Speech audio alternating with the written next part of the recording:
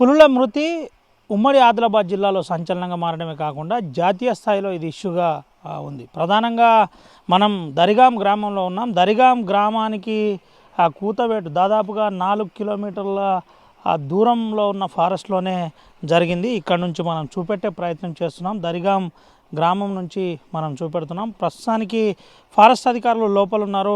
మనం ఇక్కడ నుంచి నేరుగా ఆడికి వెళ్ళాలంటే 4 కిలోమీటర్ల ప్రయాణం ఉంటుంది. ప్రధానంగా అంతా కూడా టైగర్ క్యారిడార్ పక్కనే ఇక్కడ నుంచి 10 కిలోమీటర్ల దూరంలో మహారాష్ట్ర ఉంటుంది. మహారాష్ట్ర బార్డర్గా దీన్ని పూర్తిగా చెప్పవచ్చు. ప్రధానంగా తిప్పేశ్వర్ నుంచి ఎప్పటికప్పుడు పులులు క్రాసింగ్ జరుగుతుంటాయి. ఇదంతా కూడా టైగర్ క్యారిడార్గా దీన్ని పూర్తిగా ఫారెస్ట్ వాళ్ళు డిక్లేర్ చేసిన పరిస్థితి. అయితే అసలు ఏం జరిగింది, ఎందుకు K15తో పాటు K5 కావచ్చు, మరో పులి కావచ్చు చనిపోయిందా, అసలు ఏం జరిగింది అన్న దానిపై పూర్తి ఒక నిర్ధారణకైతే పూర్తిగా ఇటు ఫారెస్ట్ అధికారులు వచ్చిన పరిస్థితి కనబడుతుంది. PCCF వచ్చారు, అదేవిధంగా PCCFతో పాటు మరికొంతమంది అధికారులు వచ్చారు. ఫోరెన్సిక్ నిపుణులందరూ కూడా నేరుగా ఫారెస్ట్లో ఉన్న పరిస్థితి మనకు స్పష్టంగా కనబడుతుంది. మనము కొంతమేరకు చూపెట్టే ప్రయత్నం చేస్తున్నాం. అయితే అంతా కూడా దట్టమైన కొండ ప్రాంతం, అదేవిధంగా దట్టమైన ఫారెస్ట్ ఉంటుంది. ఎటు చూసినా మన కొండలే కనబడతాయి. దీంట్లో పులులకు ఆవాసానికి ఈజీగా ఉంటుంది.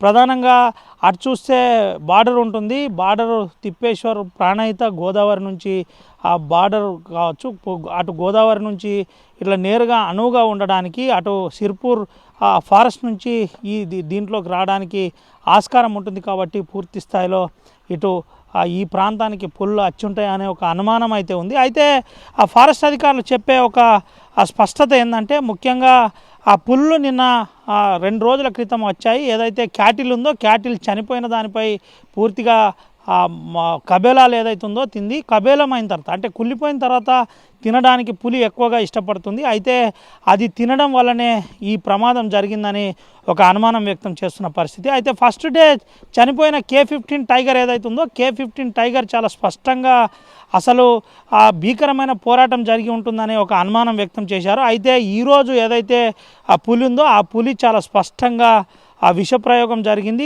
ప్రధానంగా ఉచ్చు లాంటిది బిగించుకుంది కాబట్టే పులి చనిపోయింది. ఈరోజు చనిపోయిన పులి చిన్నది కాదు, చాలా పెద్ద పులి చనిపోయింది అని చెబుతున్న పరిస్థితి కనబడుతుంది. అయితే ఏం జరిగింది అన్న దానిపై ఫారెస్ట్ అధికారులు మాత్రం దర్యాప్తు చేస్తున్నారు.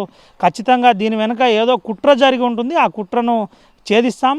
100% ఎవరైతే పూర్తిస్థాయిలో ఎవరైతే దీనికి సంబంధించిన బాధ్యులు ఉన్నారో వారిని వదిలిపెట్టమని ఇటు ఫారెస్ట్ అధికారులు చెబుతుంటే, మరోపక్క 2 రకాలుగా చెప్పే ప్రయత్నం చేస్తున్నారు. ఒకవేళ పులి కనుక ఆడపులి ఉంటే ఆడపులికి సంబంధించి 2 పుల్ల ఫైట్ కనుక జరిగి ఉంటే ఎట్లా జరిగింది ఏందన్న దానిపై ఒక నిర్ధారణకు వచ్చే ప్రయత్నం చేస్తున్నారు. దానికి సంబంధించి కూడా ఎంక్వైరీ జరుగుతున్న పరిస్థితి కనబడుతుంది. మరికొంత దూరం వెళ్ళిన తర్వాత మిగతా విషయాలు తెలిపే ప్రయత్నం చేద్దాం.